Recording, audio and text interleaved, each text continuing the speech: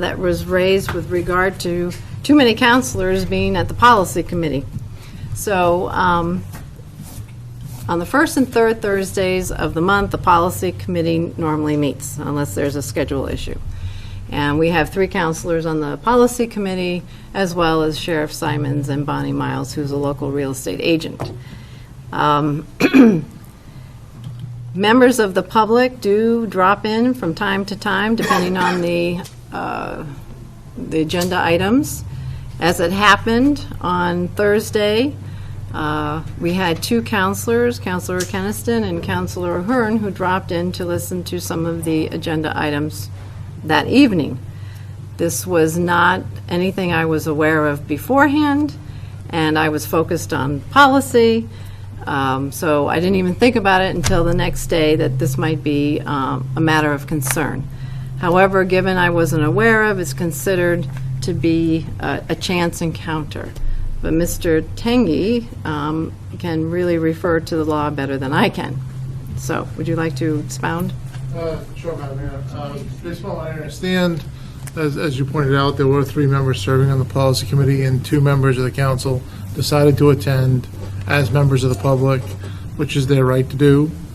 In cases where that happens, where there's a chance majority of the council that convenes at a particular place, the law allows, pursuant to RC 91A2, which is the right to know law, the ability for that to happen under what they call a chance meeting of the council, and that's not considered a public meeting of the city council. It certainly was a public meeting of the policy committee, but not the city council. Moreover, in order for it to be a meeting, there had to have been, the council would have had to take in on actions of the council. There would have been decisions made by the council at that meeting, and as I understand it, that did not occur. That it essentially was the committee taking on its activities and being in its advisory role to the council. So there were no actions taken by the council at this policy committee meeting. Therefore, it doesn't constitute a public meeting of the city council pursuant to 91A. Okay.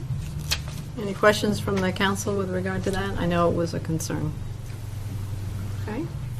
All right. I believe that, oh, yes, one final thing. Yesterday when I checked my mail, I received a letter from the President of the Senate at the State House, and I asked, it was addressed to the mayor and council members, and I asked Doree to scan it, which she has, and so you will be receiving a copy of this. Okay? Well, I did have a question for Attorney Tangi, Oh, I'm sorry. with your permission. Yes. So we always want to be concerned about even the appearance of a conflict or anything of that nature. How should the council handle these types of situations going forward? What would you advise? Well, I think it's important for all the councilors to understand that, again, the appearance of an illegal meeting is always a concern, and that they should understand that it's not advisable to continually try to meet in a public place in a majority fashion. So, but again, it's allowable, but it's just not good practice. So I think just keeping aware of the fact that there are 3 members of the council that are serving on the committee, that the fact that there are 2 others who may attend that committee meeting creates a majority of the council is something that we probably want to avoid in the future. We certainly don't want to create a pattern of that, because once there's a pattern, it's, the likelihood that there is an illegal meeting that could occur is greater. So I think it's just important for the councils to understand that a majority of the council convening in one location could be seen as a meeting, and therefore we need to try to avoid those violations of 91A as best we can, and just be cognizant going forward. Yes. Question. If we knew there was a circumstance where there might be a quorum, but more of us wanted to attend because it's an important meeting, what would your thoughts be on us contacting the city manager's office and saying, hey, there's several of us that want to be in attendance, and then warn it just saying that we're going to be in attendance, but we're not going to actually be taking any council action that evening? That would be perfectly acceptable. I mean, if you wanted to notice the fact that there's going to be a majority of the council at the, let's use the policy committee as a meeting spot. If you wanted to notice that and say, there's going to be a majority of the council there, there's no expectation that council business will be conducted at this meeting, however, there will be a majority, that would be fine. Okay.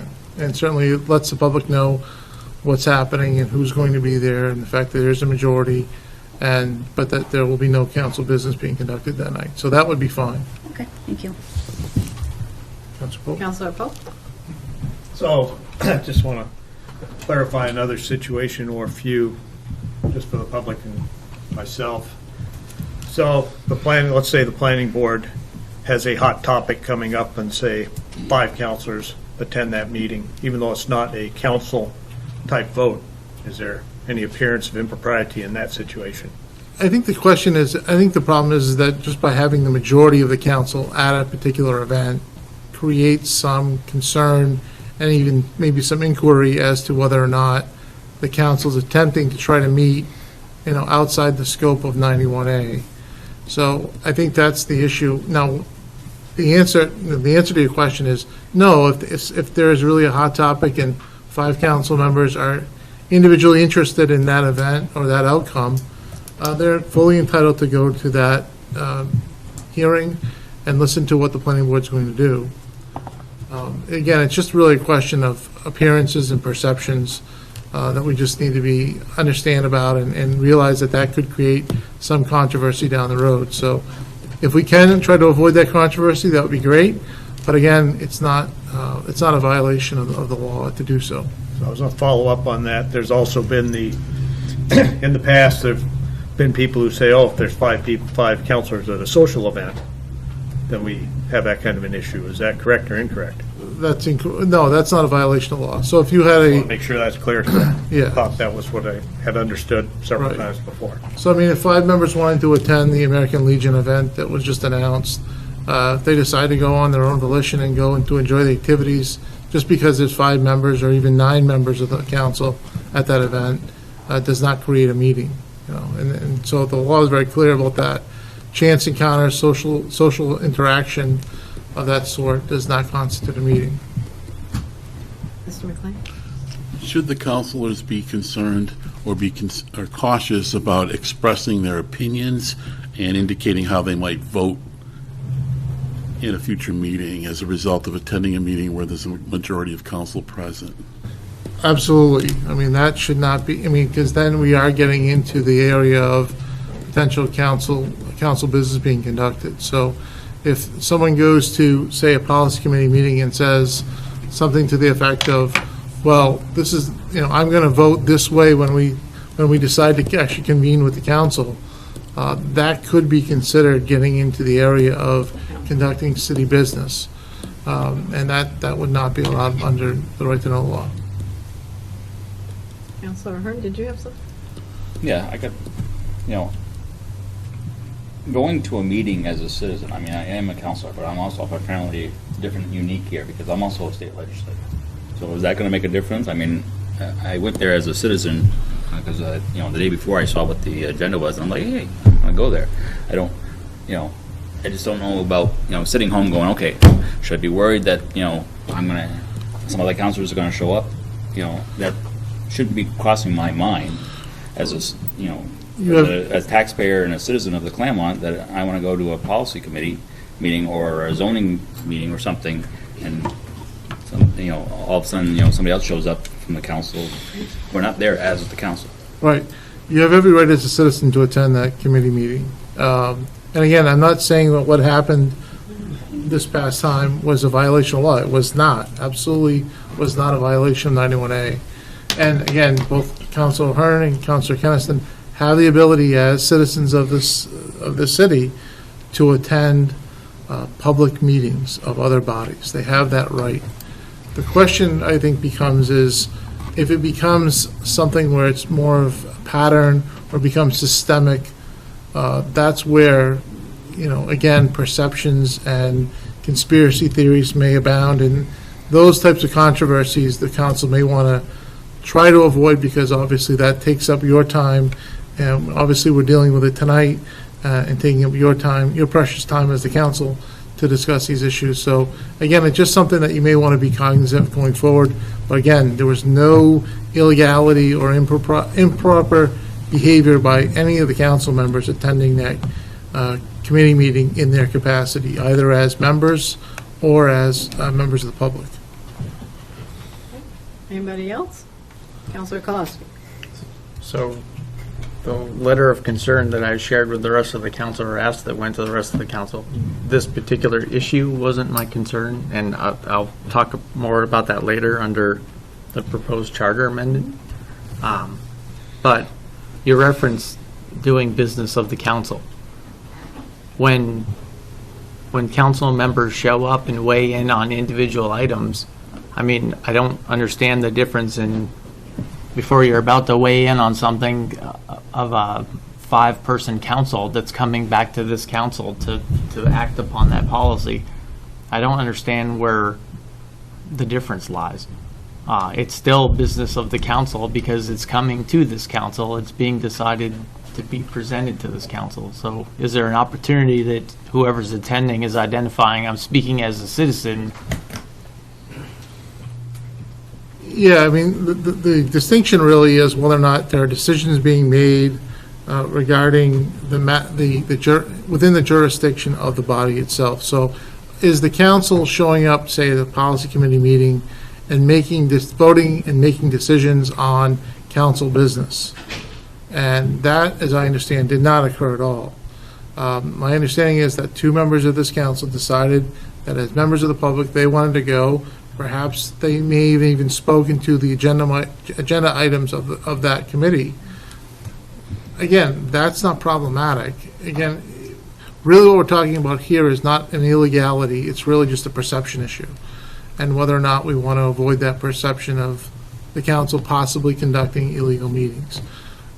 And so what happened at that committee meeting, as I understand it, is that possibly some committee members, council members, spoke to the agenda items, and the policy committee is merely just an advisory board, as you know, to the council. Its job is to look at outdated policies and try to present possible updating of those policies to this council, who will then vote on those policies and determine whether they're going to accept those amendments or not. So the policy committee is not charged, as I understand it, with even making decisions of any sort. Their role is merely to be advisory to the council. So there could be based upon the nature of the policy committee, there couldn't even be a decision made that would involve the city council's business. I guess my concern is 5 council members at a meeting coming to a general consensus of what is actually moving forward as policy that then comes back to the council. But I understand what you're saying. Okay. Councilor Kennison? Would a general consensus basically mean that we voted because we didn't vote? Just so you know, I say it and listen because I just simply wanted to observe, but I didn't vote. No, and I spoke to a person next to me in the audience, and that's all I did. And then I made one minor suggestion to the mayor. Otherwise, I was just silent and observing because I just wanted to see the inner workings. So I apologize that I added to this negative perception, but I don't think you need to apologize. It just for me, it's going forward, how it's perceived, how things go, and it's good to know this. For me, it's not the actual vote. It's just 5 of us participating in something that ultimately those 3 members and the other 2 members push forward to be decided here. That was my concern. Councilor Kier? So I also just want to clarify, because obviously I was there. I don't think perception I get, and there could be a perception for people who aren't there, and I understand that. But for actuality, there was no general consensus made by 5 councilors. There were the 5 people on the policy committee discussing what we had already done and what we basically were just shoring up and finishing to send to the council. And people of the public, quite a large amount of people of the public, including two people who also happen to be on the council, who are asking a lot of questions, clarifying questions. And I think there were some people who were giving advice, but I don't actually think it was any really of the councilors. A lot of it was just clarifying questions and the mayor and a few of us explaining where we had gone in the process. So I don't think there was ever a consensus among all of us. I think there was actually some disagreement about what people thought needed to happen. And that was fine because we said it's going to go to the council anyway and we can discuss it when it gets here. So I definitely understand the perception portion, but I think we're all very cognizant of perception through many of the things that have happened on all of our times on this board. And because of that, we're very careful about what we do and don't do. And nobody could have known that there would be 5 of us, and I think we handled it perfectly fine. And no one should be sorry, and you should be able to come to these meetings because you're a citizen, you live here. Councilor O'Hearn. I will only say and clarify, because I know that the Eagle Times was there, is that my input or suggestions was done as a state legislator hat because we were talking about LSRs. Yeah.